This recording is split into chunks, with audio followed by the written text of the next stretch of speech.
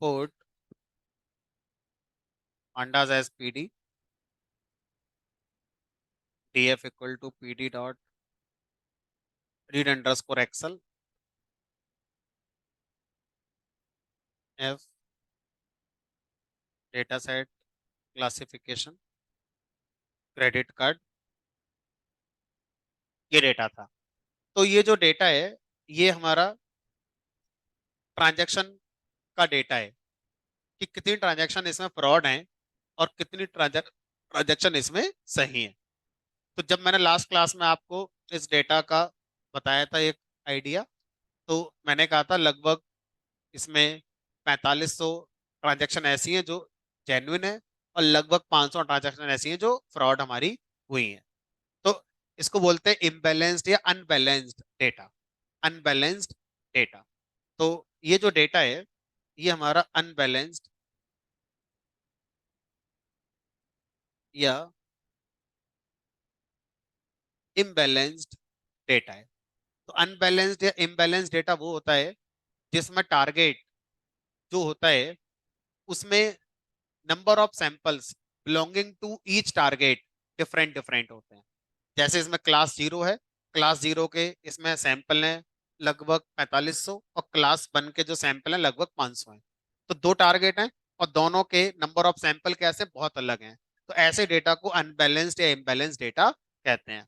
ऐसे डेटा को चेक करने के लिए हमारे पास जो तरीका है कि हम स्कोर निकालते हैं, एक्यूरेसी स्कोर निकालते हैं, वो सही तरीका नहीं होता है।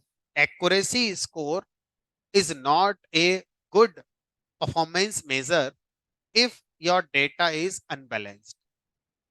क्या मैं कह रहा हूं इसको करके दोबारा समझाता हूँ। इस पॉइंट तक हम लास्ट क्लास में आ गए थे, है ना, और इसी से आगे अपना बढ़ते हैं। तो अनबैलेंस्ड इम्बैलेंस्ड डेटा का मतलब है number of samples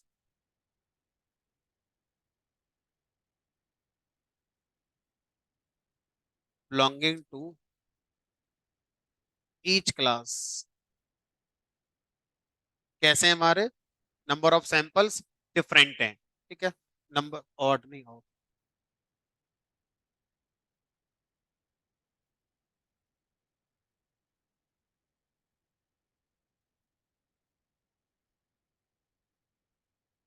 having variance.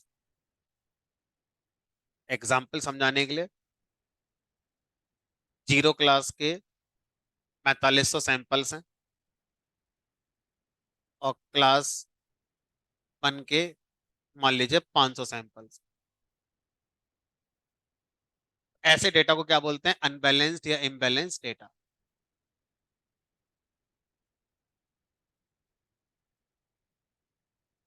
Accuracy score is not a good option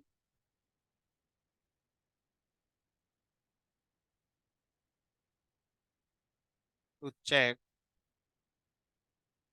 या to test model with unbalanced data.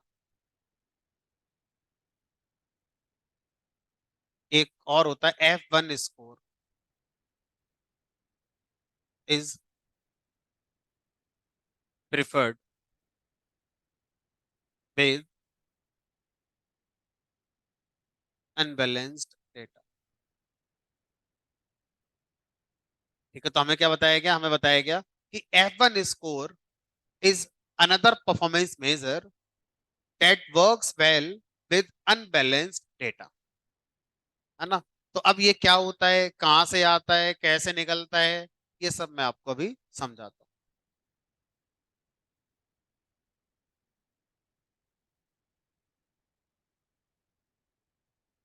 तो अब अगर मैं ये पूरा डेटा लेकर चलूं, इसमें ट्रेनिंग टेस्टिंग मान लो अगर मैं ना भी करूं, और पूरे डेटा को पहले एक्स और वाई निकाल ले, T F dot I loc -1 dot values y, equal to D F dot I log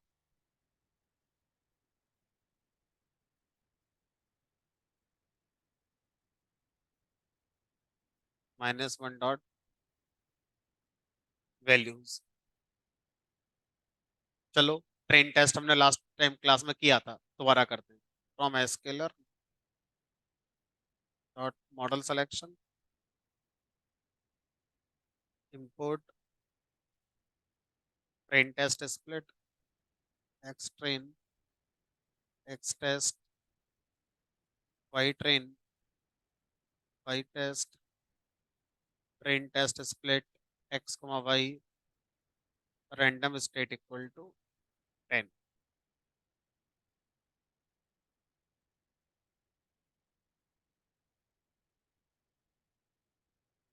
उसके बाद अब यहाँ पर हमने क्या करना है, मॉडल के नेवर क्लासीफायर वाला बना देना है। इसको इंपोर्ट भी करना पड़ेगा।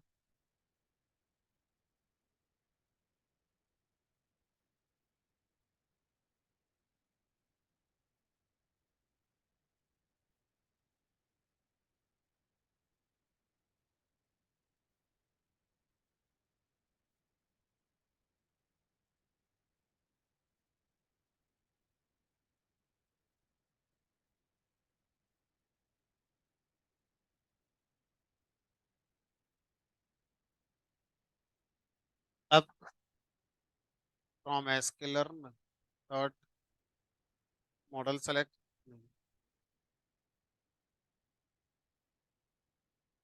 मैट्रिक्स इंपोर्ट एक्यूरेसी स्कोर और एक है F1 इसको। ठीक है, तो मैंने प्रिडिक्शन निकाला ट्रेनिंग का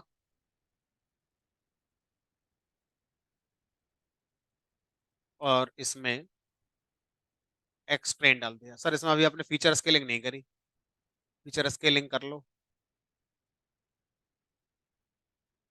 चलो, फीचर स्केलिंग भी, तो क्योंकि इसमें फीचर स्केलिंग की जरूरत है, डेटा बहुत अलग अलग रेंज में आ रहा है, तो ये काम मुझे इस स्टेप के बाद कर।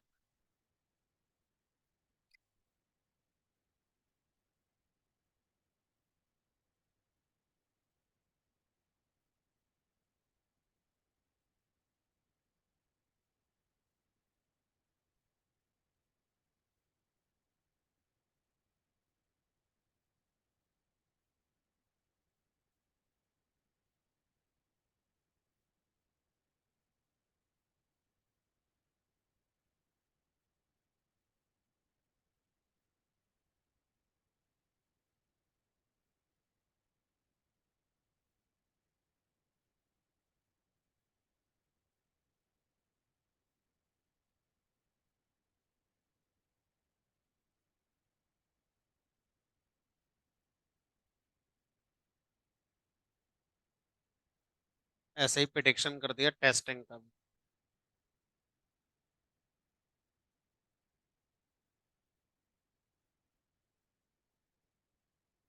अब एक्यूरेसी ट्रेनिंग के निकालते हैं।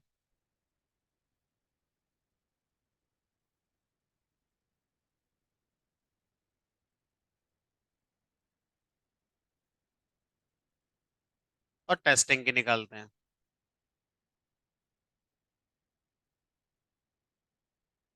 तो अभी हमें क्या लग रहा है, अभी हमें लग रहा है सब बढ़िया, आपका मॉडल अच्छा बना है, 98 ट्रेनिंग एक्यूरेसी, 97 टेस्टिंग एक्यूरेसी है।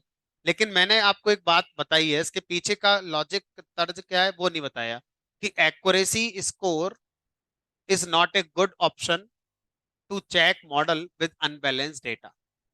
तो ये डेटा अनबैलेंस्ड है, but F1 score is preferred. अब सर F1 इसको निकाल कर दिखाओ, यहाँ लिखेंगे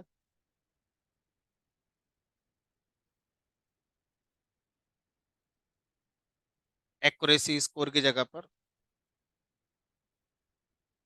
F1 इस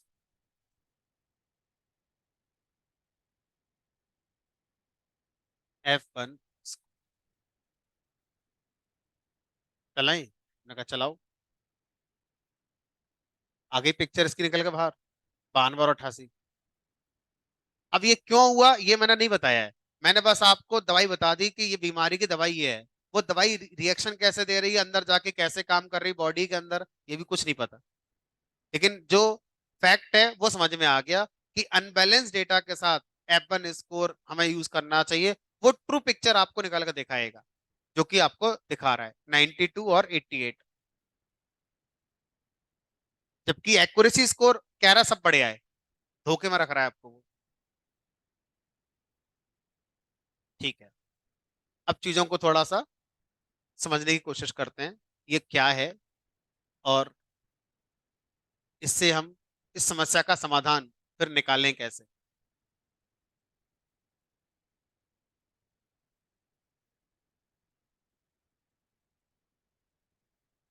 एबन स्कोर के बारे में अब एक नया पॉइंट समझते हैं। एबन स्कोर सिर्फ क्लास वन की आपको परफॉर्मेंस बताता है, क्लास जीरो के बारे में नहीं बता रहा है।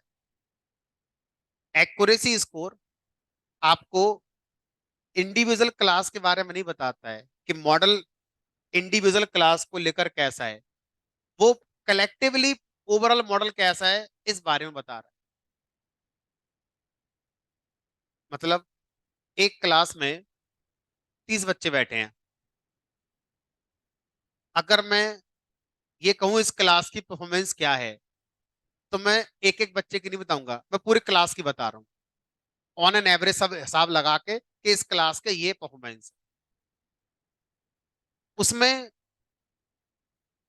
उन लोगों को प्रॉब्लम है जो अच्छा कर रहे हैं, और उन लोगों को अननेसेसरी एडवांटेज मिल रहा है जो अच्छा नहीं कर रहे हैं। तो किसी ने कहा एक काम करो, पूरे क्लास की परफॉर्मेंस मत निकालो, इस क्लास में 30 बच्चे हैं, हमें एक एक बच्चे की परफॉर्मेंस निकाल कर दो, एक एक बच्चे की अलग अलग परफॉर्मेंस निकाल कर दो। तो एपन स्कोर ये कह रहा है कि मैं ऐसा कर सकता हूं कि आपके टारगेट में जितनी क्लासेस हैं, आपका मॉडल हर क्लास को लेकर कैसा परफॉर्म कर रहा है ये आप मुझसे पूछ सकते हैं।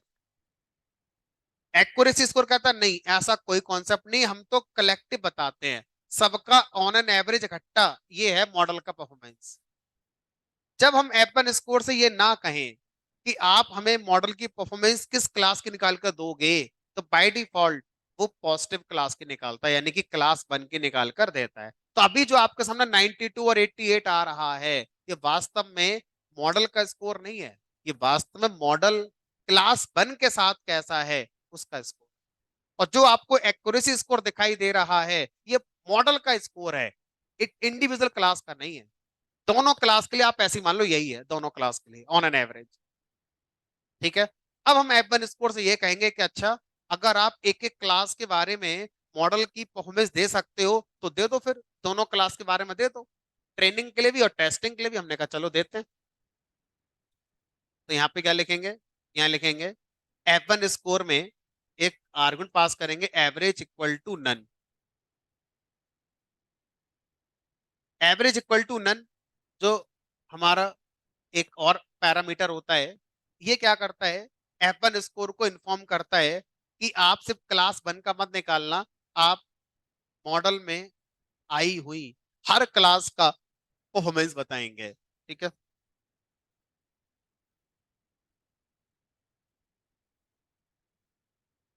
बाय डिफॉल्ट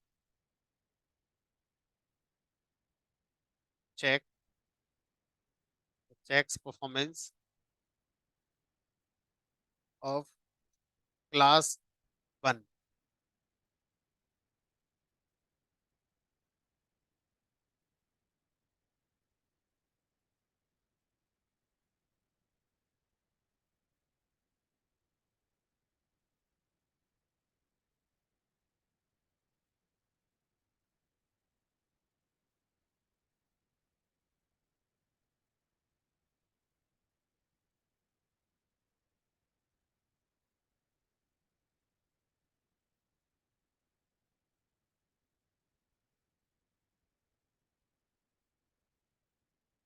ये क्लास जीरो, ये क्लास वन, ये क्लास जीरो, ये क्लास वन। ट्रेनिंग में क्लास जीरो के लिए मॉडल की परफॉर्मेंस है 99%, और क्लास वन के लिए मॉडल की परफॉर्मेंस है 92%। टेस्टिंग डेटा के साथ मॉडल की परफॉर्मेंस है जीरो क्लास के लिए 98% और 88 हमारा है परफॉर्मेंस विद क्लास 1। ये इसकी क्या है, हमारा सच्चाई है। ठीक है, तो अब एक्यूरेसी स्कोर में ये पॉइंट इनवैलिड है कि आप मॉडल को इंडिविजुअल क्लास के लिए चेक करना चाहते हैं, नहीं कर सकते। अब ध्यान से सोचो, ऐप का स्कोर थोड़ा थोड़ा समझ में आना शुरू होगा। अभी बहुत अंदर मैं आपको नहीं ले जा रहा हूँ, ऊपर ऊपर से अंदर तक चलेंगे। आपका डेटा अनबैलेंस था। अनबैलेंस का मतलब एक क्लास के सैंपल बहुत ज्यादा थे, एक क्लास के सैंपल बहुत कम थे। तो आपके मन में ये आया कि जब मॉडल ट्रेन होगा तो कहीं ऐसा ना हो जाए कि जिस क्लास के सैंपल मॉडल ने ज्यादा देखे हैं उस पर अच्छा ट्रेन हो जाए, और जिस क्लास के सैंपल मॉडल ने बहुत कम देखे हैं उन पर ट्रेन अच्छा हो ही नहीं रहा है, तो हो सकता है उस पर अच्छा परफॉर्म करे ही ना हमारा। आपके मन में ये आ गया। अब अपने मन का डाउट खत्म करने के लिए आप क्या कहोगे? आप ये कहोगे कि मॉडल आप ना अपनी परफॉर्मेंस अलग अलग क्लास के लिए अलग अलग बताओ, जिससे कि मेरे डाउट खत्म हो जाए। तो इसीलिए किसका कॉन्सेप्ट आया, F1 स्कोर का आया, क्योंकि अनबैलेंस्ड क्लास का डेटा है तो आप जरूर हर क्लास के लिए मॉडल चेक करना चाहते होंगे। इसलिए F1 स्कोर हमारा अनबैलेंस्ड के लिए रिकमेंड किया जाता है। अब ये तो समस्या देखनी कैसे है वो समझ में आ गई, समाधान की बात अभी नहीं हुई है। सिर्फ क्या पता चला है कि समस्या देखनी कैसे है, कौन सा टेस्ट कराएं जिससे ये पता चल जाए कि बुखार डेंगू से आया है या कोविड वाला आया है या टाइफाइड का है या कोई और बीमारी है। अभी तो बस वो पता चला है हमारे लिए। अब इसकी डायग्नोसिस कैसे करें, इसका ट्रीटमेंट कैसे होगा, इसका इलाज क्या होगा, वो देखते हैं।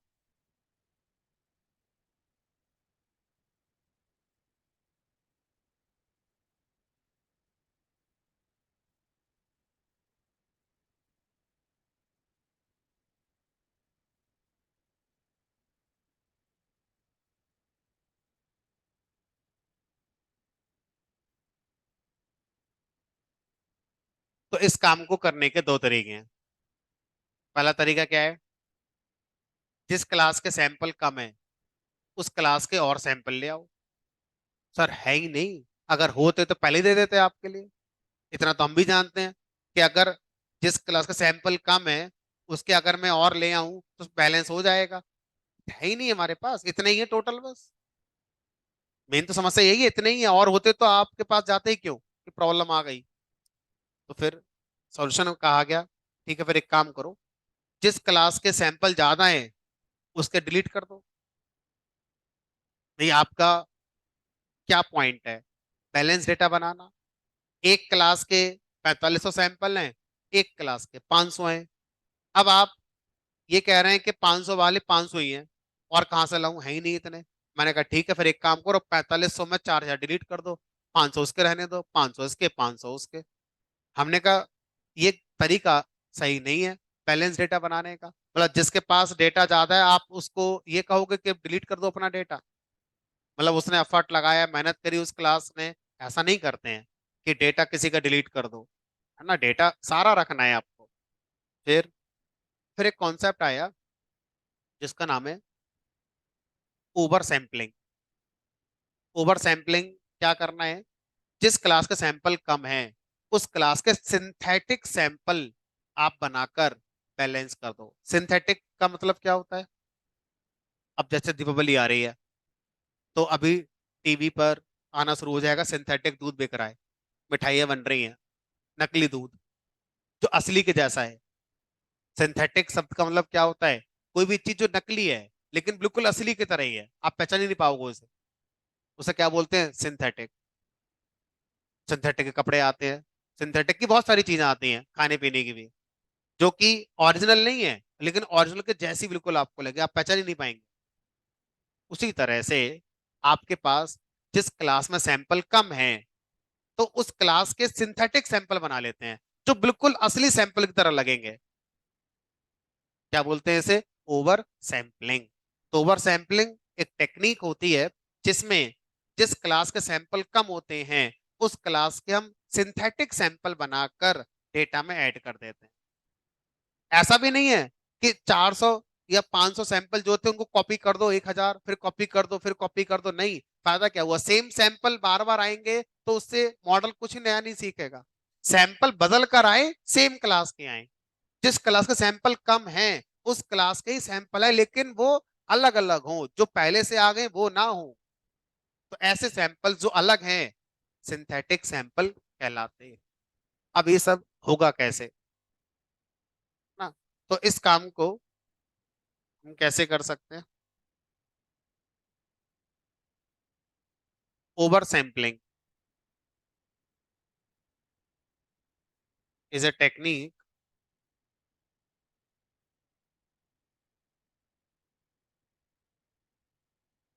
To solve this problem.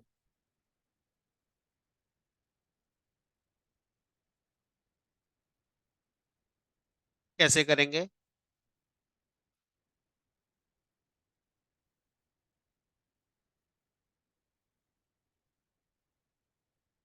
Smote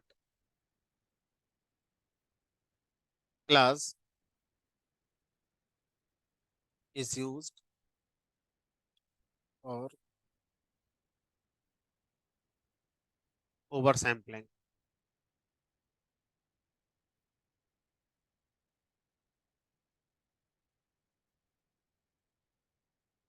तो हमारे पास पाइथन में एक लाइब्रेरी हमें इंस्टॉल करनी पड़ेगी जो पहले से पाइथन में नहीं है। इसको हमें इंस्टॉल करना पड़ेगा, जिसका नाम है पिप इंस्टॉल IMB लर्न, LEAR। ये लाइब्रेरी पहले हमें इंस्टॉल करनी पड़ेगी। इस लाइब्रेरी के अंदर इसका नाम ही क्या है? IMB imbalance, imbalance learning. इसका नाम है इम्बैलेंस लर्निंग। तो IMB लर्न नाम की एक लाइब्रेरी हमें पहले पिप इंस्टॉल करनी पड़ेगी। मेरे में आई गेस पहले से होगी, आपके में नहीं है तो आप इंस्टॉल कर लो, इंटरनेट लगा लो वहां से, आप अपना इंस्टॉल कर लेना।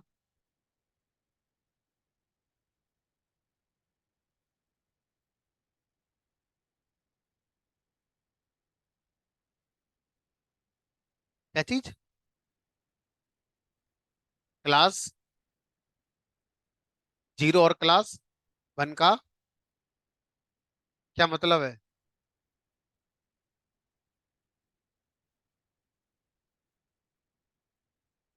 अरे जो आपका क्रेडिट कार्ड ट्रांजैक्शन का डेटा था,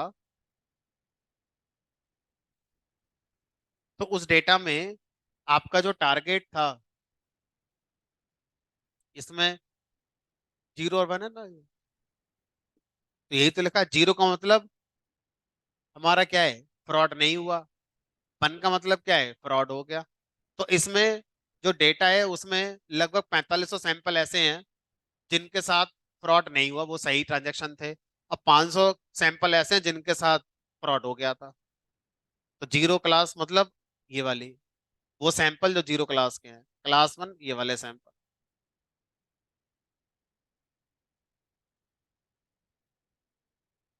अरे ऐसा मत बोलो यार, यहाँ लिखा तो है मैंने, check performance of model for all classes independently, average equal to none लगा दोगे तो F1 स्कोर हर क्लास का आ जाता है। ये क्लास जीरो का है, ये क्लास वन का है। ये ट्रेनिंग के लिए हो गया, ऐसे टेस्टिंग के लिए क्लास जीरो का ये हो गया, क्लास वन का ये हो गया।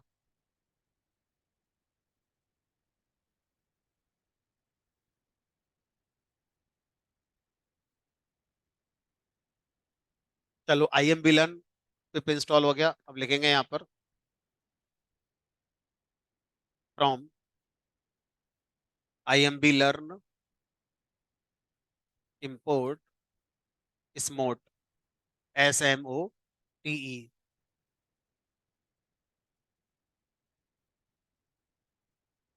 From IMB learn dot over sampling import smote.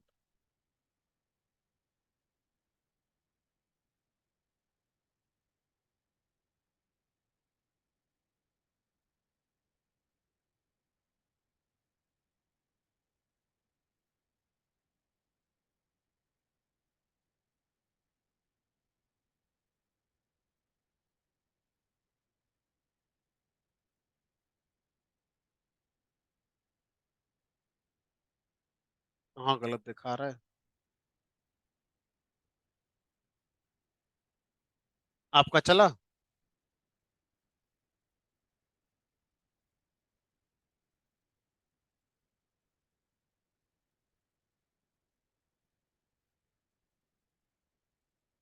Can not import name underscore missing value from this C user ducat site package util from validation.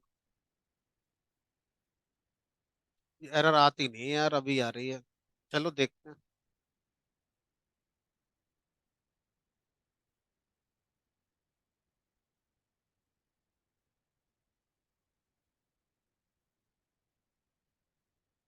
एक बार कर्नल को रीस्टार्ट कर लें।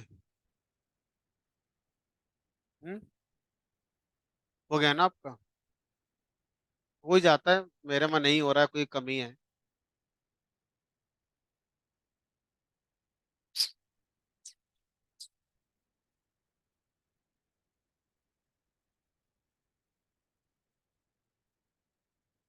अब ये वर्जन का इशू होगा।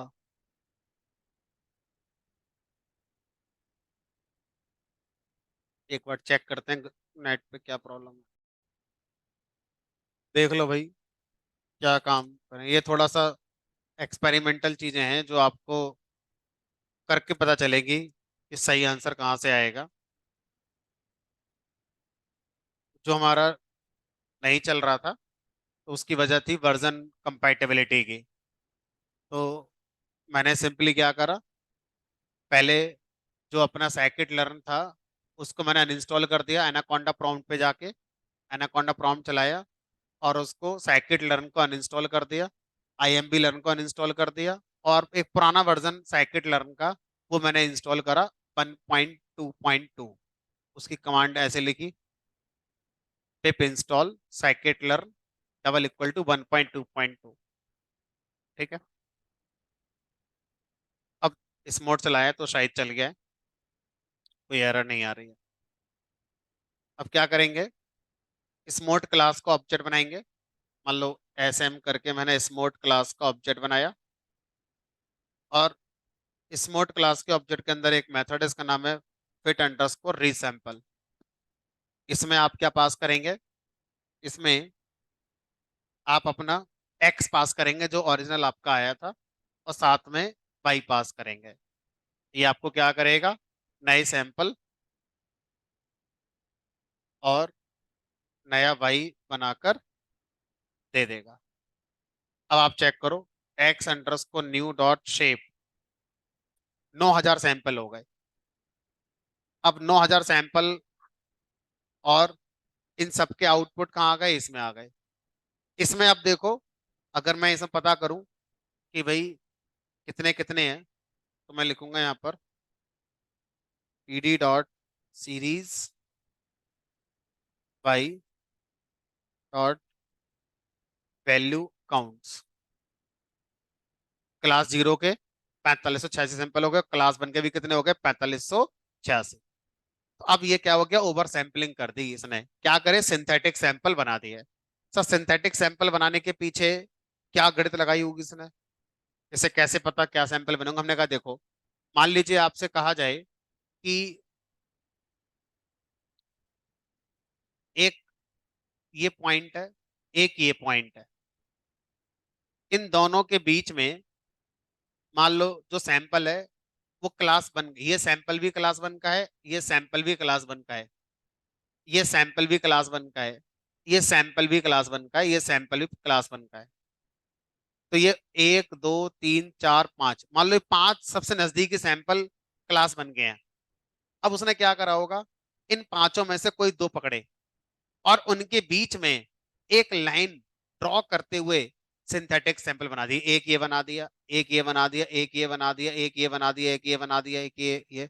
क्यों? क्योंकि वो ये कह रहा है कि जिस एरिया में मैं गया वहां पे पांचों सैंपल नजदीकी जो थे वो क्लास वन के थे, तो उनमें से दो पकड़कर उनके बीच में मैंने नए सैंपल बनाने शुरू कर दिए। तो अब ये भी सैंपल किस क्लास के होंगे, वन वन वन, क्योंकि सब एरिया ये किस क्लास के सैंपल का है, क्लास वन के सैंपल का है। तो बिहाइंड द सीन जो सिंथेटिक सैंपल बनाए जाते हैं वो इस तरह से बनाए जाते हैं, है ना। जो हमारी क्लास के सैंपल कम है, हम ये देखते हैं कि उस क्लास के सैंपल की डेंसिटी कहाँ पर है, यानी कि वो एरिया क्या होगा जहां पर उस क्लास के सैंपल ज्यादा हैं, और उसी एरिया में हम दो सैंपल के बीच में एक लाइन मिलाते हुए सैंपल नए वाले जनरेट कर देंगे। तो ये नए सैंपल इस तरह से जनरेट हो गए। कुछ सैंपल यहाँ से यहाँ के बीच में जनरेट कर दिए गए होंगे, कुछ सैंपल यहाँ से यहाँ के बीच में, तो इस तरह से नए सिंथेटिक सैंपल बनकर आपके तैयार हो गए होंगे। ठीक है।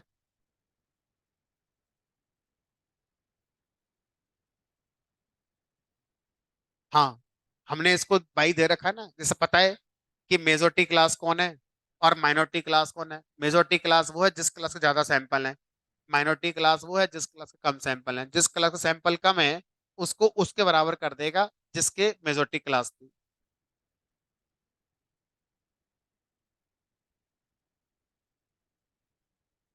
चलो, अब आप क्या करें, दोबारा से ये वाला खेल करें, ट्रेन टेस्टिंग वाला। लेकिन जो ट्रेन टेस्ट वाला खेल आप करेंगे इस बार, ये आप करेंगे एक्स अंडर स्कोर न्यू के साथ। ठीक है, वाई अंडर स्कोर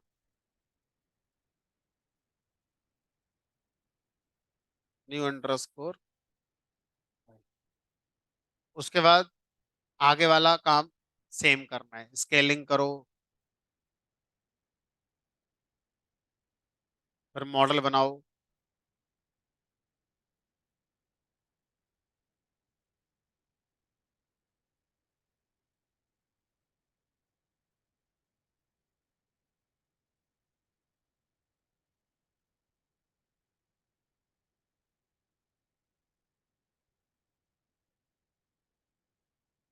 प्रिडिक्शन करो,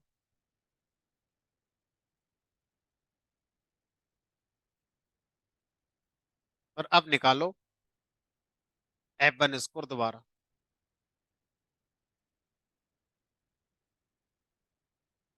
देखते हैं, आ गया फर्स्ट क्लास। क्लास जीरो का F1 स्कोर 99 और क्लास वन का भी 99। क्लास जीरो का 98 और क्लास वन का भी 98। यानी कि जो हमारा स्मोट टेक्निक है ये काम कर गई, और अनबैलेंस डेटा को सिंथेटिक सैंपल ऐड करके जो हमने ऐड करे थे, मॉडल उससे समझ गया और उसने अब जब क्लास जीरो क्लास वन का अलग अलग स्कोर निकाला यूजिंग F1, तो ये आउटपुट में देख भी रहा है कि हाँ अब मॉडल आपका दोनों क्लास के लिए बढ़िया काम कर रहा है। तो अनबैलेंस डेटा को बैलेंस करके आप क्या करते हैं, मॉडल को ट्रेनिंग करने के लिए देते हैं।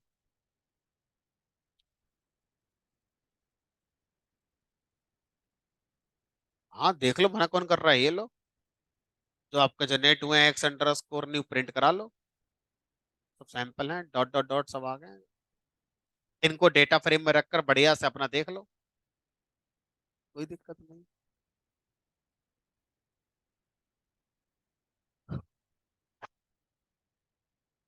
ठीक है। अब कोई आपसे ये बोले सर मैं सिंथेटिक सैंपल ऐड नहीं करना चाहता, फिर तो अगर आप सिंथेटिक सैंपल ऐड नहीं करना चाहते हैं तो आप सामने वाले को जो ओरिजिनल पिक्चर थी उसके साथ मॉडल को देंगे, और क्या बोलेंगे सामने वाले को कि मेरा मॉडल क्लास जीरो पर तो अच्छा है बट क्लास वन के लिए अच्छा नहीं है। ठीक है, यानी कि मेरा मॉडल, अगर हम क्लास वन, वो आपके सैंपल्स हैं जो उन ट्रांजैक्शन के लिए हुए थे जो फ्रॉड थी, तो मेरा मॉडल अच्छे से कैपेबल नहीं है फ्रॉड ट्रांजैक्शन को पकड़ने के लिए, तो फायदा क्या मॉडल बनाने का। तो आपने ये कहा था कि हम सिंथेटिक सैंपल ऐड नहीं करना चाहते हैं, तो मैं मॉडल का यूज क्यों करूं फिर। अगर आप ये चाहते थे कि मेरा मॉडल क्लास वन पे भले अच्छा काम ना करे कोई बात नहीं, बट क्लास जीरो पर तो अच्छा काम कर, हमने क्लास जीरो पर अच्छा काम कर रहा है, तो आप अपने मॉडल को अभी भी यूज कर सकते थे ये सब होने के बावजूद भी, बिना सिंथेटिक सैंपल ऐड करे भी। कब, जब आपका फोकस किस पर था, क्लास जीरो पर था, कि मेरा मॉडल क्लास जीरो पर अच्छा चल ही रहा है, बस इसी पे चलता रहे, क्लास वन पे वो झूठ बोल भी रहा है तो बोलता रहे, फर्क नहीं पड़ता। तो ऐसी सिचुएशन में अनबैलेंस डेटा के साथ बनाए गए मॉडल को भी आप कंसीडर आगे करते हैं। ठीक है। अब आगे बढ़ते हैं और F1 स्कोर कैसे काम करता है बिहाइंड द सीन, वो कैसे हमें एक एक क्लास के बारे में अलग अलग बता सकता है, इसको समझने की कोशिश करते हैं। और एक्यूरेसी स्कोर क्यों एक एक क्लास के बारे में नया बताकर पूरे मॉडल को ऑन एन एवरेज लेकर बताता है, इन दोनों क्वेश्चन का आंसर हम अब जानना शुरू करते हैं। तो अगर आप अपने मॉडल की ट्रेनिंग कैसी हुई है उसके बारे में डिटेल में जानना चाहते हैं, तो एक टॉपिक है जिसका नाम है कंफ्यूजन मैट्रिक्स। कंफ्यूजन मैट्रिक्स जो टॉपिक होता है, ये टॉपिक आपको आपके मॉडल की ट्रेनिंग की जो एक्चुअल पिक्चर है वो लाकर आपको दे देता है कि आपका मॉडल कहाँ कहाँ पर मिस क्लासिफिकेशन ज्यादा कर रहा है, कहाँ कहाँ पर सही क्लासिफिकेशन कर रहा है।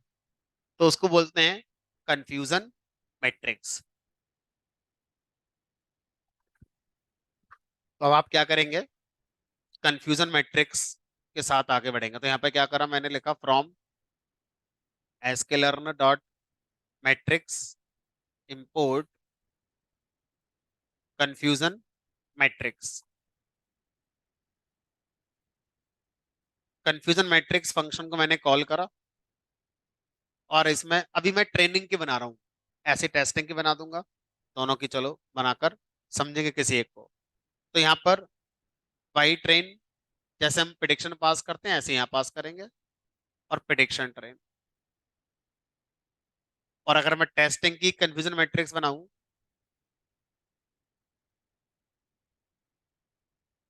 Y test prediction test.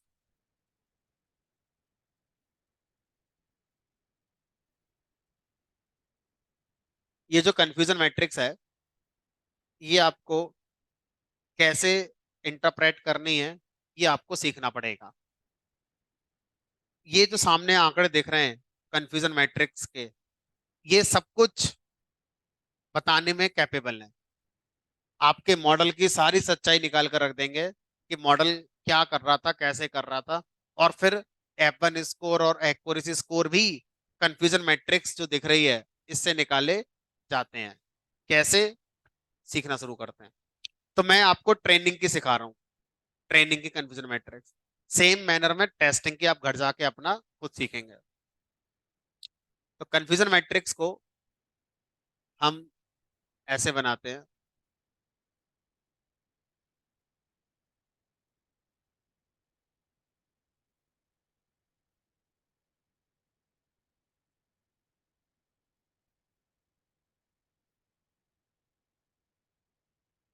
एक स्क्वायर ऐसे बनाया,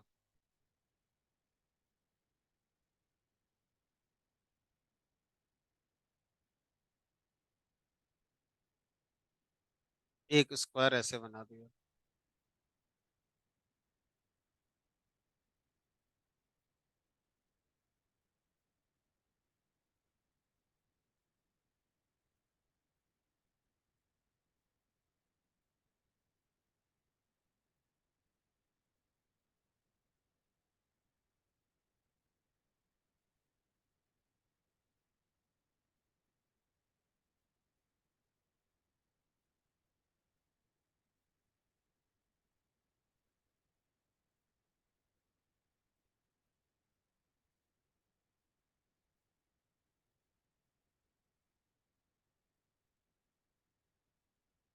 अब ये जो वैल्यूज हैं वो मुझे इन चार खानों में फिल करनी है। 3379, 39, 8, 3, 4, 5, 3।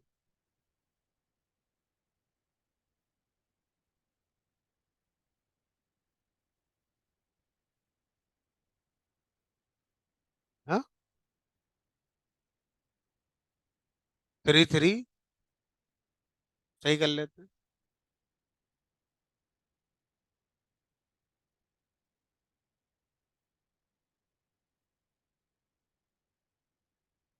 अब सर ये आपने एक्स्ट्रा बॉक्सेस क्यों बनाए हैं? आपको समझाने के लिए। तो जो पहला वाला बॉक्स है ये आपकी क्लास को रिप्रेजेंट करता है। ये हो गई आपकी जीरो क्लास, हो गई क्लास वन। ये हो गई जीरो क्लास, ये हो गई क्लास। ठीक है, zero class, class one, zero class, class. अब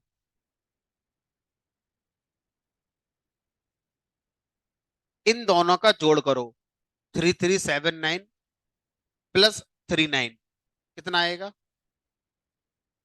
3379 +39,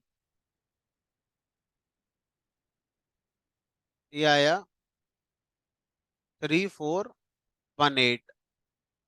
अब इन दोनों को करना जरा,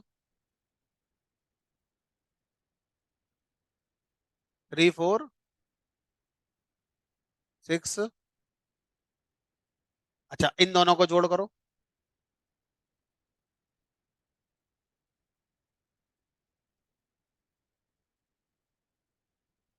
इन दोनों को जोड़ करो।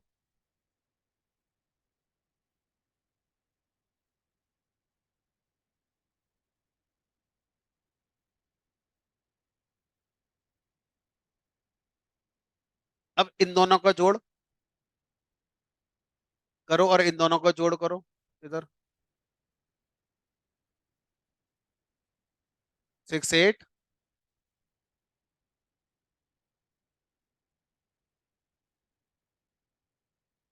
अब समझो इसका मतलब, ये कंफ्यूजन मैट्रिक्स ये कह रही है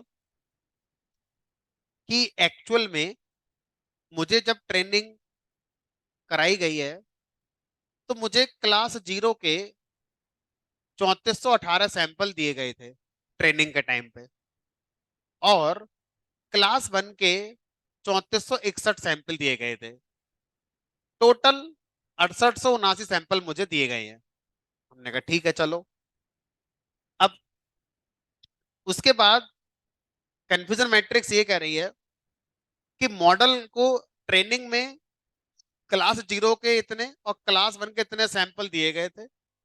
अब उन्हीं सैंपल का, उन्हीं 6879 सैंपल का जब मॉडल से प्रिडिक्शन कराया गया तो मॉडल ने कहा कि क्लास जीरो के 3387 सैंपल हैं और क्लास वन के मॉडल ने प्रिडिक्ट करे 3492 सैंपल।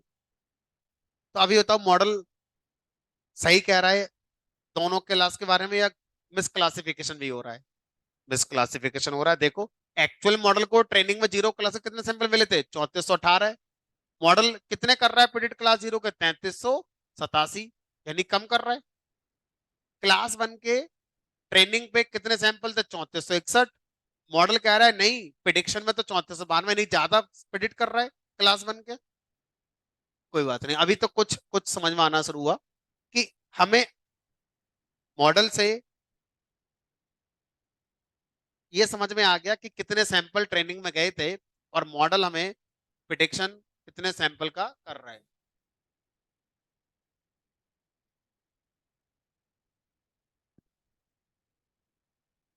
अब मैं जो बोलूंगा उसको बहुत ध्यान से सुनना है।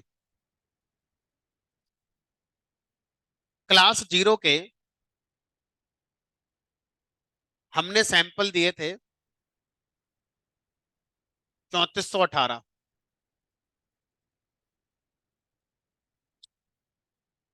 मॉडल कह रहा है नहीं, प्रिडिक्शन के टाइम पर तो मुझे लग रहा है 3387 है। 3387, जरा माइनस करना। 8 में 7 गए 1, 11 में 8 गए 3, 31 सैंपल। आपको लगेगा मॉडल ने 31 सैंपल क्लास जीरो के हमारे कम प्रेडिक्ट करे हैं, यही तो लगेगा। लेकिन अब मैं आपसे क्या कर रहा हूं उसको समझना। जो 3387 सैंपल मॉडल ने क्लास जीरो के प्रिडिक्ट करे हैं, क्या वो वास्तव में क्लास जीरो के थे? नहीं आया समझ में। आएगा भी नहीं पहली बार में तो। हो सकता है कल तक समझ में आए, कल दोबारा क्लास देनी पड़े। तो मैं एक काम करता हूँ, कल से पंखा बंद करो दोनों, नींद आ रही है। दोनों पंखे बंद करो। नीचे नीचे वाले, नीचे वाले, नीचे बीच वाले दोनों यार। बस।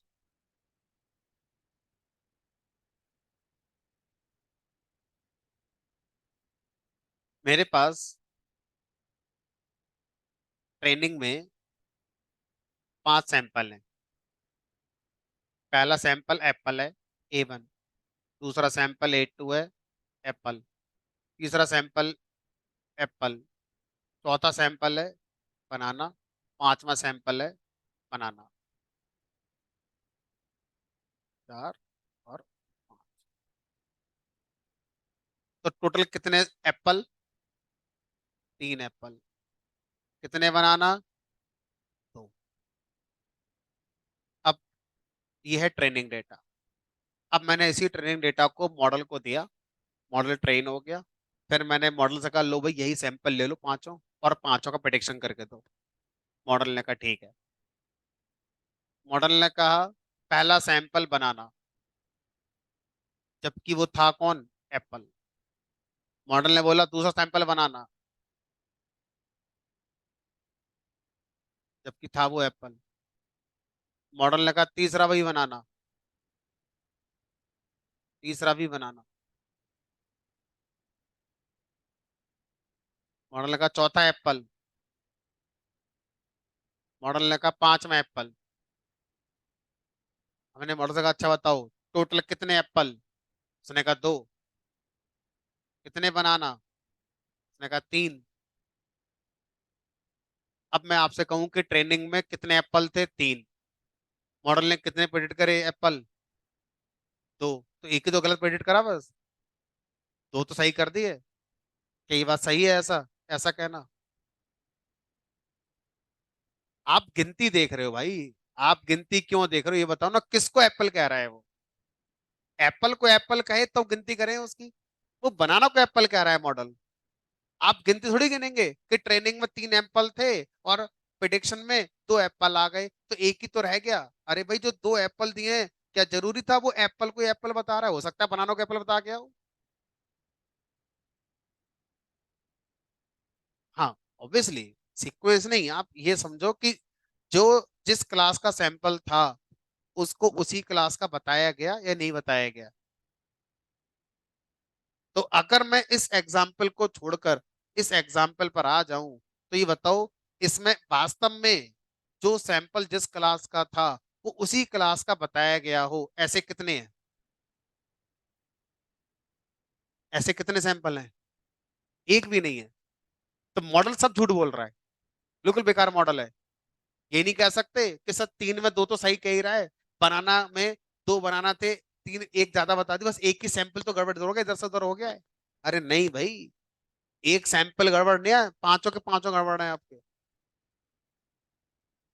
ये बात संख्या से नहीं पता चलेगी, आपको पता चलेगी किसको क्या प्रेडिक्ट किया जा रहा है।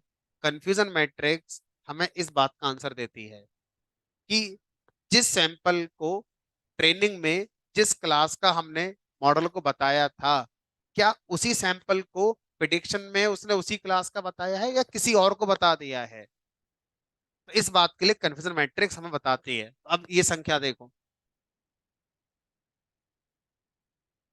मॉडल को ट्रेनिंग में क्लास जीरो के 3418 सैंपल दिए गए। उसमें से उसमें से मॉडल ने 3379 क्लास जीरो के प्रिडिक्ट करे। 3418 में से 3379 क्लास जीरो के प्रिडिक्ट करे, जो कि एक्चुअल में भी किस क्लास के थे? जीरो क्लास के। अब प्रिडिक्शन भी किस क्लास के आए हैं? जीरो क्लास के।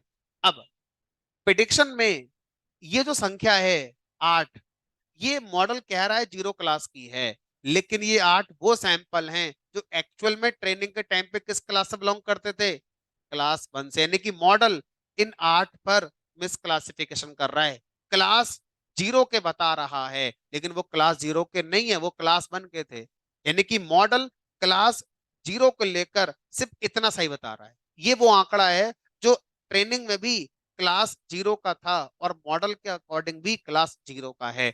ये वो आंकड़ा है जो मॉडल कह रहा है क्लास 0 के सैंपल, लेकिन एक्चुअल में ट्रेनिंग में क्लास 0 के नहीं थे। ये मॉडल की ट्रेनिंग में जब दिए गए थे तो क्लास 1 के बनाकर दिए गए थे। तो ये मॉडल का मिस क्लासिफिकेशन है, ये मॉडल मिस क्लासिफाई हो रहा है इस जगह पर। ठीक है। इसी तरह से अब मुझे बताओ इस संख्या का मतलब क्या होगा।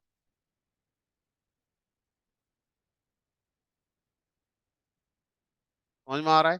मॉडल ने उनको क्लासिफाई कर दिया क्लास 1 का, एक्चुअल वो किस क्लास के थे, 0।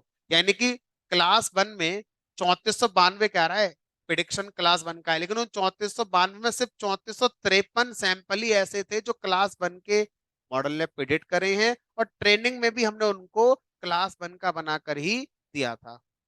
ये तो मिस क्लासिफिकेशन है मॉडल का। समझ में आ रहा है यहाँ तक?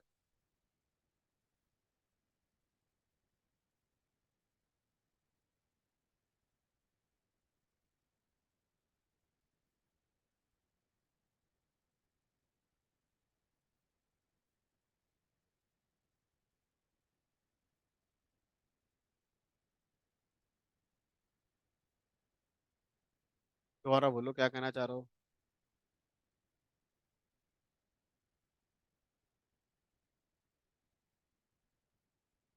सही बात है।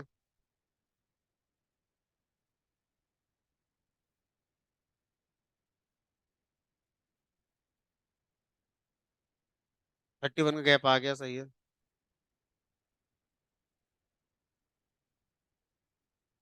8 माने जाएंगे ना, वही तो बता रहा हूँ आपको।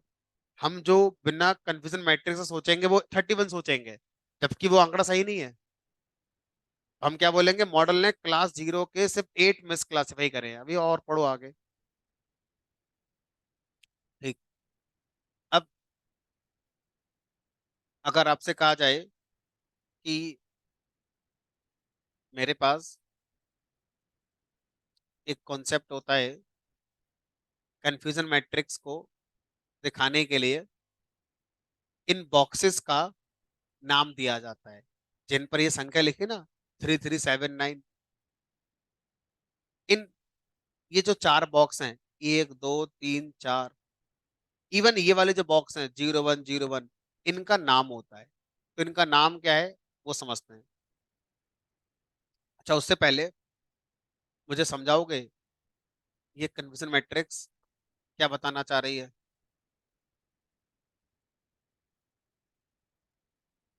क्या बता रही है बताओ। 10 सैंपल ऐसे हैं जो मॉडल कह रहा है क्लास 0 के हैं, जबकि थे वो किस क्लास के, क्लास 1 के। और 16 सैंपल ऐसे हैं जो मॉडल कह रहा है क्लास 1 के हैं, जबकि थे वो किसके, क्लास 0 के। टेस्टिंग में इतना मिसक्लासिफिकेशन हमारा मॉडल कर रहा है। अब मैंने आपसे कहा कि हम यहाँ पर क्या देंगे, इन बॉक्सेस को नाम देंगे।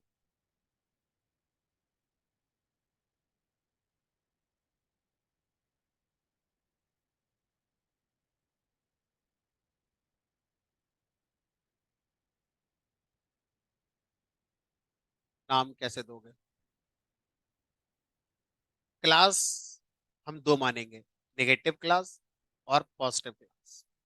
तो किसी एक को नेगेटिव क्लास मानेंगे, किसी एक को पॉजिटिव क्लास मानेंगे। अल्फाबेटिकल ऑर्डर में जो पहले आएगा उसे नेगेटिव क्लास मानेंगे, और जो बाद में आएगा उसे पॉजिटिव क्लास मानेंगे। बताओ क्लास 0 क्या कहलाएगी, नेगेटिव, क्योंकि पहले 0 आता है। तो मैं यहाँ पे लिख रहा हूँ नेगेटिव, और कनेक्ट रहने के लिए मैं ब्रैकेट में 0 लिख देता हूँ, और यहाँ लिखता हूँ मैं पॉजिटिव। कंफ्यूजन मैट्रिक्स हमेशा नेगेटिव पॉजिटिव क्लास पर बनती है, 0 1 पर नहीं बनती। अभी बताओ, एप्पल एक क्लास होती और एक बनाना क्लास होती। बताओ इसमें नेगेटिव क्लास कौन सी होगी और पॉजिटिव क्लास कौन सी होगी? एप्पल नेगेटिव होगी, बनाना पॉजिटिव होगी। तो इस तरह से कोई सी भी क्लास हो, कंफ्यूजन मैट्रिक्स एक्चुअल क्लास के नाम की जगह पर नेगेटिव पॉजिटिव शब्द का यूज करते हैं। यहाँ भी नेगेटिव, यहाँ भी। अब जो चीज सही है उसको हम बोलते हैं ट्रू, और जहां पर मिस क्लासिफिकेशन हुआ है वहां बोलेंगे हम फॉल्स। ये वाला खाना इंटरसेक्शन बनता है एक्चुअल प्रेडिक्शन के किन क्लासेस से मिलकर?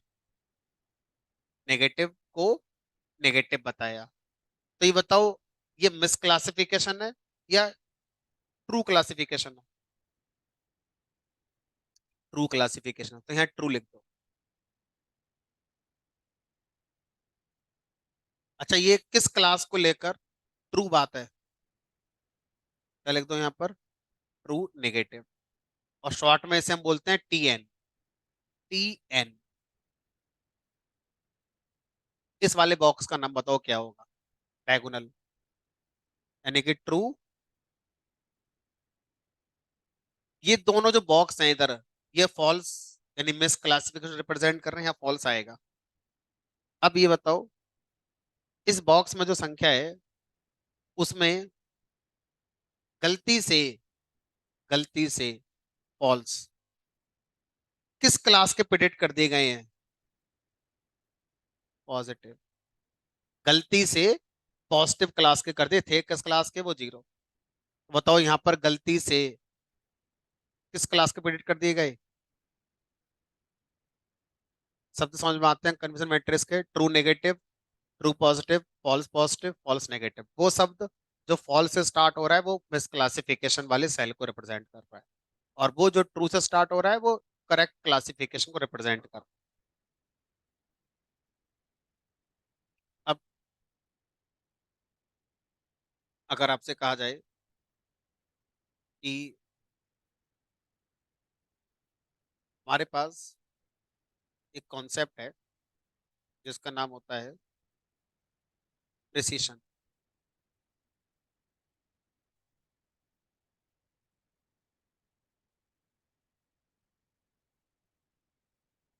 प्रिसीशन का मतलब होता है किसी भी क्लास के ट्रू प्रिडिक्शन का रेशो। किसी भी क्लास के ट्रू प्रिडिक्शन का रेशो। तो ये बताओ, अगर मैं आपसे कहूं नेगेटिव क्लास, नेगेटिव क्लास का प्रिसिशन स्कोर, ये भी स्कोर ही होते हैं, स्कोर। तो जीरो क्लास यानी नेगेटिव क्लास का प्रिसिशन स्कोर कैसे निकालेंगे? जीरो क्लास के टोटल प्रिडिक्शन कितने आए थे? यहाँ पर जो संख्या आई थी वो टोटल प्रिडिक्शन होंगे, ठीक है? उसमें से सही कितने थे? वो संख्या कौन सी होगी नेगेटिव क्लास की? ये वाली। तो नीचे लिखेंगे total prediction of class zero. कितने लिखूं यहाँ पर मैं? नहीं नहीं नहीं, थ्री थ्री छोड़ो, कंफ्यूजन मैट्रिक्स की भाषा में true negative plus false negative. ऊपर क्या लिखूं? तो ये फार्मूला क्या बताएगा नेगेटिव क्लास का प्रिसिशन स्कोर, कि नेगेटिव क्लास का वास्तव में सटीक हमारा प्रिडिक्शन कैसे हो रहा है। जब मैं आपसे कहूं ऐसे निकालो precision score of class one, क्या लिखूं?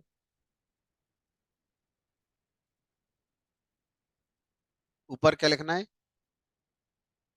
ऊपर टीपी, नीचे एफ पी प्लस टीपी।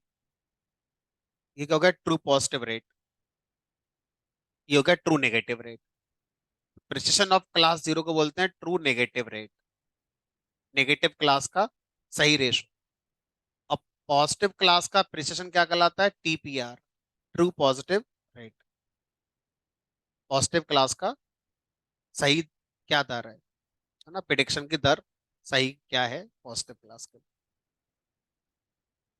उसके बाद एक टर्म आता है सेंसिटिविटी, सेंसिटिविटी, या इसको रिकॉल भी कहते हैं, रिकॉल, इसको recall.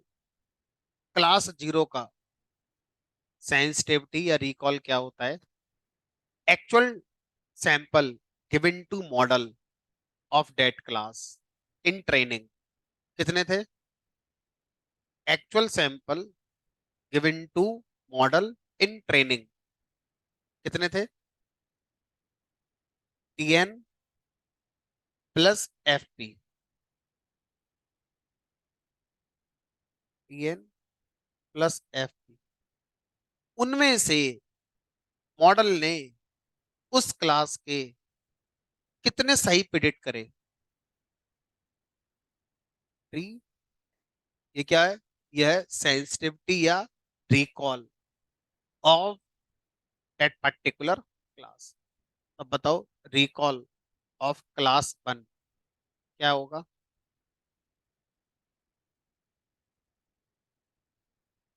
True positive divided by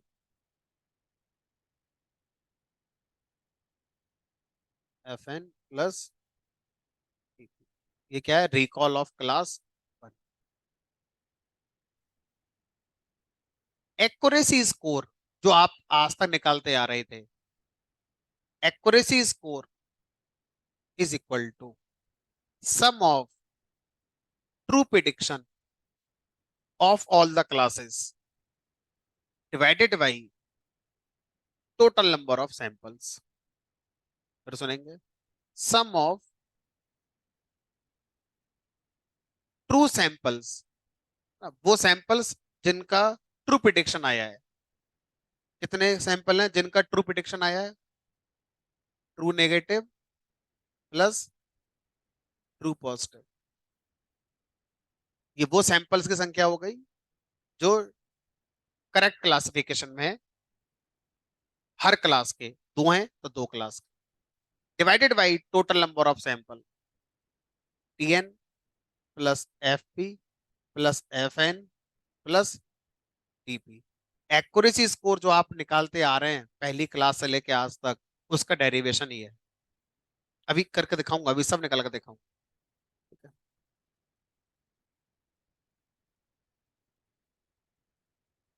recall में ये बताता है कि ट्रेनिंग में हमने जितने सैंपल दिए थे उसमें से सही प्रिडिक्शन कितने हैं उस क्लास के। प्रिसिशन क्या बताता है, मॉडल ने खुद जो प्रिडिक्ट करे हैं किसी क्लास के, उसमें से सही कितने प्रिडिक्ट करे हैं उसने। प्रिडिक्शन, टोटल प्रिडिक्शन में से सही प्रिडिक्शन। सेंसिटिविटी क्या चेक करता है, ट्रेनिंग में कितने दिए थे हमने उस क्लास के, और मॉडल ने उस क्लास के फिर सही कितने बताए हैं। ट्रेनिंग में कितने दिए थे उस क्लास के, और मॉडल ने प्रिडिक्शन में फिर उस क्लास का सही कितने बताए हैं, उनका रेशो क्या बताता है, रिकॉल या सेंसिटिविटी। अब F1 score, F1 score class zero का होता है 2 multiply by precision of class zero multiply by recall of class zero divided by precision of class zero plus recall of class zero.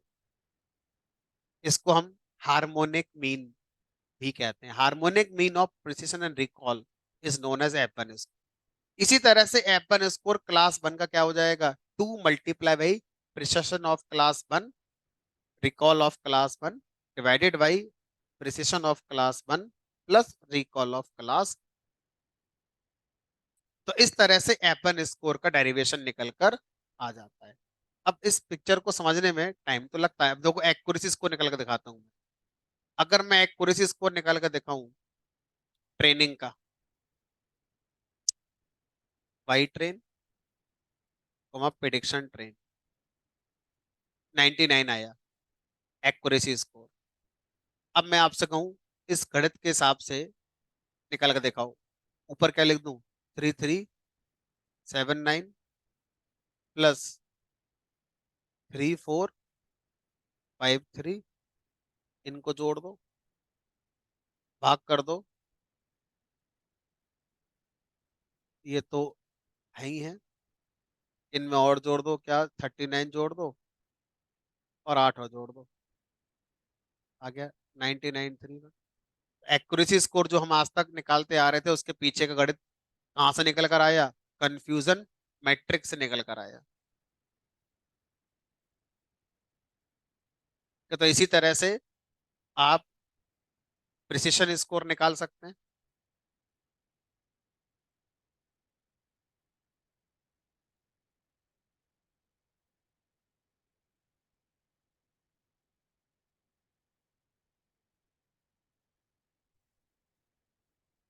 क्या? हम्म। हम्म,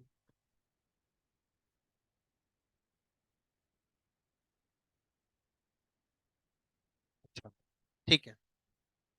इनका question क्या है वो समझिए कि जब हम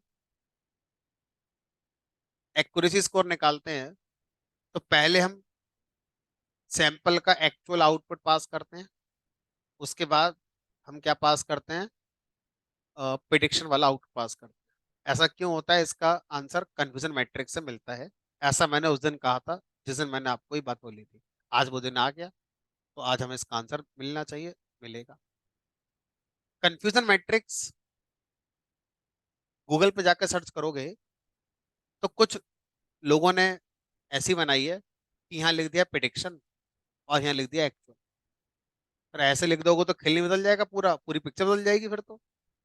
अभी मैं आपको एकदम ताजा ताजा सब करके दिखाता हूँ।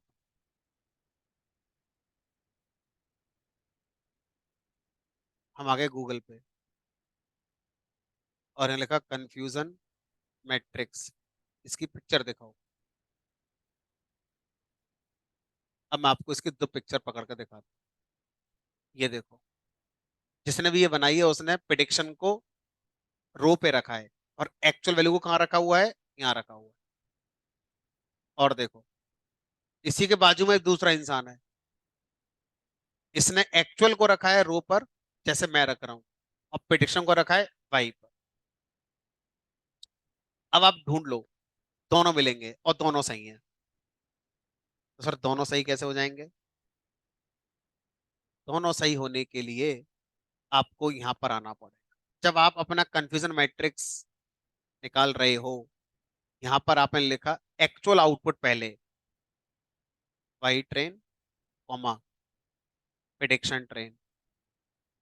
अगर आप कंफ्यूजन मैट्रिक्स निकालते समय पहले पास कर देते प्रिडिक्शन वाला आउटपुट और फिर पास करते एक्चुअल आउटपुट, संख्या बदल गई। देखो यहाँ 8 इधर पहुंच गया ऊपर और 39 आपका इधर आ गया। तो अब आपकी कन्फ्यूजन मैट्रिक्स जब इस तरह से बनाओगे तो आपको हॉरिजॉन्टल पे क्या रखना है? प्रिडिक्शन, और वर्टिकल रखना है एक्चुअल। एसके लर्न जो लाइब्रेरी है वो ये रिकमेंड करती है कि आप कन्फ्यूजन मैट्रिक्स को जो पढ़ें वो इस तरह से पढ़ें कि एक्चुअल रो पर आना चाहिए और कॉलम पर आपको क्या रहना चाहिए? प्रिडिक्शन रहना चाहिए। इसी आधार पर सारे फंक्शन बनाए गए हैं। मैट्रिक्स में आर कॉमा सी लिखते हैं। आर माने रो, सी माने कॉलम। तो पहले क्या पढ़ते हो आप? रो। तो पहले जो पास करो वो रो पे आना चाहिए, यानी कि पहले आपको रो पे क्या लिखना है? एक्चुअल। तो जो एक्चुअल प्रिडिक्शन, एक्चुअल आउटपुट था सैंपल का, वो रो पे रखो, कॉमा इसे कॉलम मान लो, यानी पहला आर्गुमेंट रो मान लो, दूसरा आर्गुमेंट कॉलम मान लो। तो इसलिए प्रिडिक्शन कहाँ रखना चाहिए? मुझे सेकंड नंबर पे रखना चाहिए, क्योंकि वो मैं कॉलम पे रखना चाहता हूँ। इसलिए मैंने आपको ये बात बोली थी कि पहले आपको ट्रू आउटपुट देना चाहिए, क्योंकि वो कंफ्यूजन मैट्रिक्स से बने जिस दिन हम देखेंगे तो हम रो में एक्चुअल वैल्यू पहले देखेंगे और प्रिडिक्शन वाली वैल्यू को हम कॉलम में देखना चाहते हैं, और ये सही तरीका है कंफ्यूजन मैट्रिक्स को इंटरप्रेट करने का। अगर कोई इसको दूसरी तरह से समझा रहा है तो वो गलत नहीं है, लेकिन वो अपने अपने पॉइंट्स रखेगा समझाने के लिए कि मैं इसको ये मान रहा हूँ, इसको मैं ये मान रहा हूँ। तो एसके लर्न लाइब्रेरी इसको रिकमेंड नहीं करती, माइट भी कोई और लाइब्रेरी शायद ऐसा करती हो। चलो,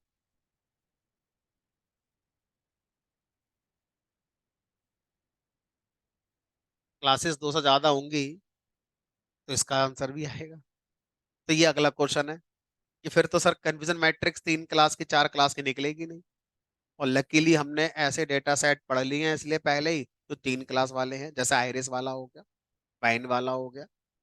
तो कल पढ़ेंगे उसके लिए, लेकिन अभी पहले प्रिसिशन रिकॉल तो निकाल के दिखाओ। तो अब मैं आपसे कहूँ कि मैं ट्रेनिंग का निकाल के दिखाऊंगा, है ना, क्योंकि मैं बार बार अगर ऐसे करूंगा तो टाइम बहुत लगेगा कन्फ्यूजन मैट्रिक्स पढ़ने में पूरा। यही ध्यान रखो, बस यही सही है हमारे लिए। अब निकाल लो, precision of class 0 is equal to, गणित के हिसाब से क्या होना चाहिए इसका फार्मूला, क्या अभी आना चाहिए? क्लास 0 कौन सी है? जो सबसे पहले है, हॉरिजॉन्टल और वर्टिकल सबसे पहले है।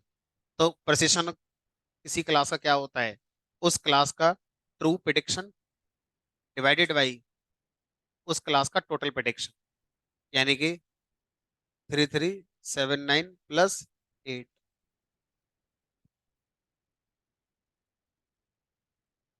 अब precision of class 1 3453 divided by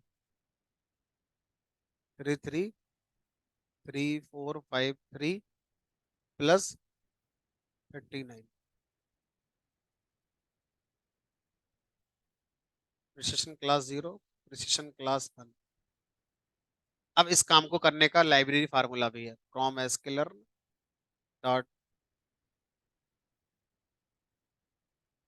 matrix import precision recall score. पहले मैं निकालता हूँ precision score y underscore train prediction underscore train. मैंने कुछ नहीं कहा, बताओ इसने किस क्लास का प्रिसिशन इसको निकाला बाय डिफॉल्ट?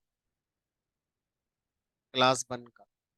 तो अगर इंटरव्यू में आप जाओ या कोई एग्जाम आए और आपको कहा जाए कि कंप्यूट द प्रिसिशन स्कोर, और ये ना लिखे कि किस क्लास का, तो ये मत कहना क्वेश्चन गलत है। बाय डिफॉल्ट वो क्लास 1 का माना जाएगा। Precision score, recall score, F1 score, ये इंडिविजुअल क्लास के निकलते हैं। और जब क्लास ना बताई जाए तो ऑटोमेटिकली वो किस क्लास को मानते हैं? क्लास 1 को, यानी पॉजिटिव क्लास को मानते हैं। ठीक है। अब मैं कहूँ प्रिसिशन स्कोर से नहीं भाई, दोनों क्लास के निकालो, तो लिखेंगे एवरेज इक्वल टू 9। तो हमारा भी आया है 9998। अब मैं आपसे को रिकॉल निकालो क्लास 0 का, कितना आएगा रिकॉल?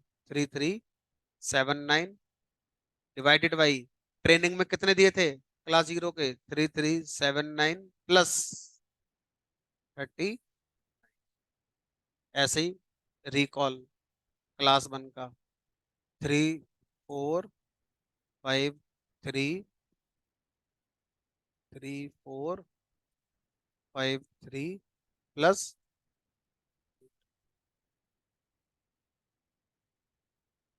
Recall recall. अब इसका formula, recall score by train prediction train. By default किस क्लास का निकाला है इसने? भी 1 का। हमने कहा नहीं, दोनों का निकालो। अब F1 स्कोर क्लास 0 का 2 multiply by precision of class 0 multiply by precision of, नहीं, recall of class 0 divided by precision of class 0 plus recall of class 0। ये आ गया F1 स्कोर ऑफ 0 क्लास। ऐसे ही F1 स्कोर ऑफ क्लास 1।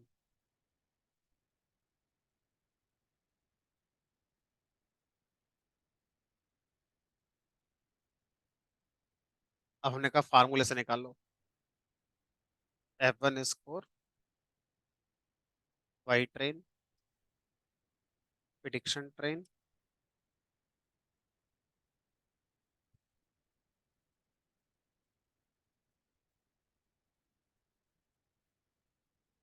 इस तरह से F1 score average accuracy score सबके derivation आपके कहाँ से निकले, कंफ्यूजन मैट्रिक्स से निकले। कंफ्यूजन मैट्रिक्स पढ़ लो, सब खत्म। जितने भी तरीके हैं मॉडल को चेक करने के, सब समझ में आ जाते हैं। एक और है, from sklearn dot metrics import classification report. पूरी रिपोर्ट ले लो हमसे, क्लासिफिकेशन रिपोर्ट सब निकाल के एक बार में दे देगा। पास वही करना है, वाई ट्रेन प्रिडिक्शन ट्रेन। ये लो जी, पूरा रिपोर्ट कार्ड बना कर दे देगा। क्लास 0 का प्रिसिशन 1 आया, लेकिन हमारा तो 99 आया था। ये राउंड ऑफ करके देता है 99। अगर रिजल्ट राउंड करके दे रहा है तो देखो 997। अगर ये 997 की जगह 994 या 3 होता तो शायद पीछे राउंड करता है, जो भी है। ठीक है, प्रिसिशन ये है, रिकॉल ये है।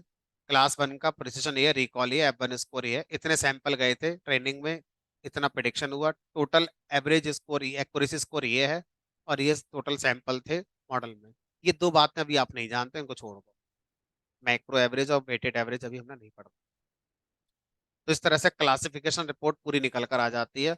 मॉडल क्या कर रहा है, कैसे कर रहा है, किस क्लास को लेकर ज्यादा सेंसिटिव है, तो ये समझ में आ जाए।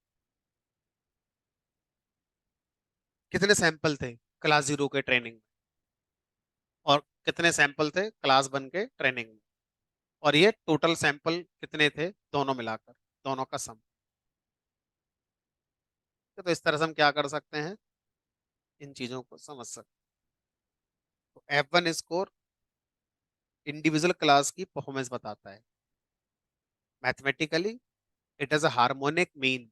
जैसे A+B/2 अर्थमेटिक एवरेज हो गया, ऐसे ही ज्योमेट्रिक मीन होता है, ऐसे ही हार्मोनिक मीन। तो F1 score is the harmonic mean of precision and recall. जो सिग्निफिकेंस क्या रखता है, सिग्निफिकेंस रखता है इंडिविजुअल क्लास की परफॉर्मेंस बताना। और जब हम कुछ ना क्लास का नाम लें, बाय डिफॉल्ट क्लास 1 या पॉजिटिव क्लास की परफॉर्मेंस को बताना, ये काम होता है इसका।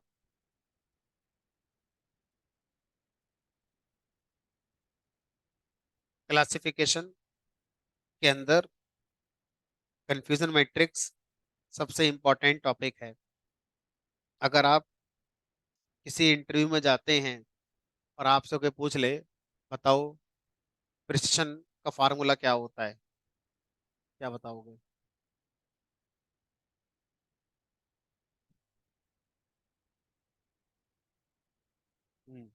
True positive divided by true positive plus.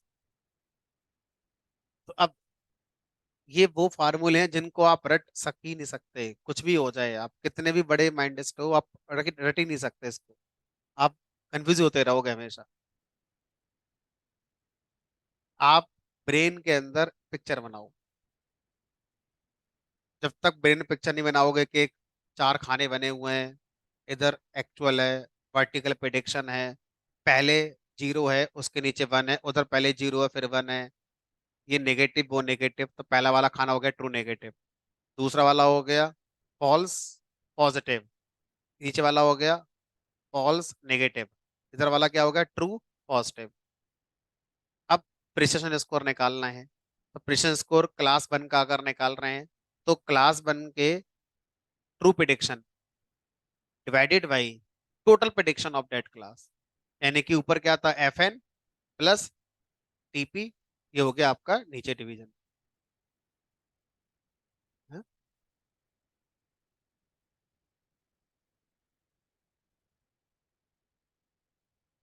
False positive कैसे हो गया? फॉल्स माने गलत, मिसक्लासिफिकेशन। किस क्लास का मिसक्लासिफिकेशन कर दिया गया है?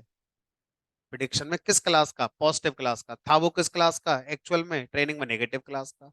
तो एफ पी फॉल्स गलती से प्रिडिक्शन में पॉजिटिव क्लास का हो गया। एफ एन गलती से नेगेटिव क्लास का बता दिया। एफ एन मतलब गलती से नेगेटिव का बता दिया, था वो पॉजिटिव क्लास का। तो जब भी कंफ्यूजन मैट्रिक्स की कहानी आए तो आप सामने वाले से डिमांड करें, सर पेन पेपर दे दो। अगर आपने पेन पेपर मांग लिया तो वो समझ जाएगा कि आप सही डायरेक्शन में जा रहे हैं, क्योंकि रट तो कोई सक ही नहीं सकता है इसको। अभी तो चलो 2 क्लास हैं, अभी मैं आपको 3 4 क्लास का पढ़ाऊंगा तो दिमाग के अंदर जितनी ब्लॉकेज होते हैं सब खुल जाती है। इसी को हमारा कंप्यूटर साइंस का मेडिटेशन कहते हैं। जैसे कहते हैं ना, ध्यान लगाओ, मेडिटेशन करो, किसी एक चीज पर ध्यान को फोकस करना इज नोन एज मेडिटेशन। जब आप कन्फ्यूजन मैट्रिक्स के बारे में सोचते हो तो आप मेडिटेशन कर रहे हो। उस समय किसी का फोन आ जाए, व्हाट्सअप आ जाए, कोई चिल्ला के बोले, सुनामी आ जाए, भूकंप आ जाए, आपको पता ही नहीं चलेगा।